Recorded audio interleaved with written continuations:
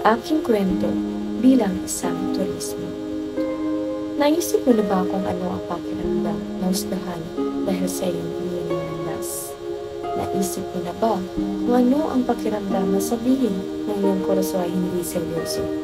Ngayon, nais kong ibahagi sa inyo ang aking buhay, hindi lamang bilang isang estudyanteng turismo, kundi bilang isang patunay ng aking pagnanasa at ang katatagan ng loob ko ay makapangyarihan. Sa loob ng maraming taon, narinig ko ang pagtatanong, turismo? Yun ay isang pangkatulong lamang, hindi tunay na karera. Paulit-ulit kong narinig ang mga pangkatulong mismo ng aking kawalan. Hindi ka bagay sa ganyan. Mga panalait na ginawa kong motibasyon sa kakahakin kong muli. Ngunit, hayaan mo akong itanong sa inyo. Ano ang mas mahalaga, isang trabaho na nagpapakain sa iyo o trabaho na nagpapasaya sa iyo? Anong mas sulit, ang trabaho na nakakapagpagod sa iyo o ang trabaho na nagbibigay sa iyo ng nagbilig sa buhay? Ang aking katawan ang aking tunay na patunay.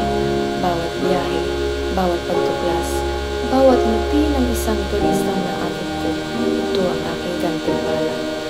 Ang pagiging isang turismo ay hindi lamang interesado sa paglalakbay.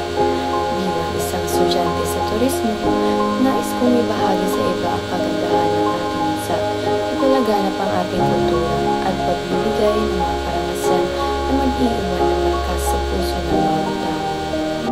Hindi ko kailangan patunayan ang aking sarili sa mga taong hindi nakakaunawa. Ang aking hiling, katatagan sa loob at pagmamahal sa aking kurso ay ang aking sandata. At sa bawat hakbang ng aking gagawin, patuloy kong ipapakita sa mundo na ang turismo ay higit pa sa isang trabaho. Ito ay isang misyon at isang paraan upang ibahagi ang kagandahan ng ating mundo sa isa't isa. Dahil ang turismo ay higit pa sa mga hotel, airport at resort.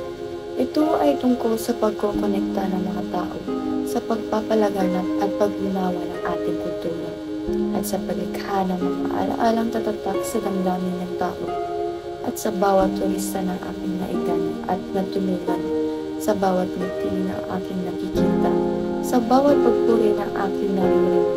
Mas lalo akong naging sigurado na ang aking piniling landas ay hindi lamang tama, kundi isang tunay na karera.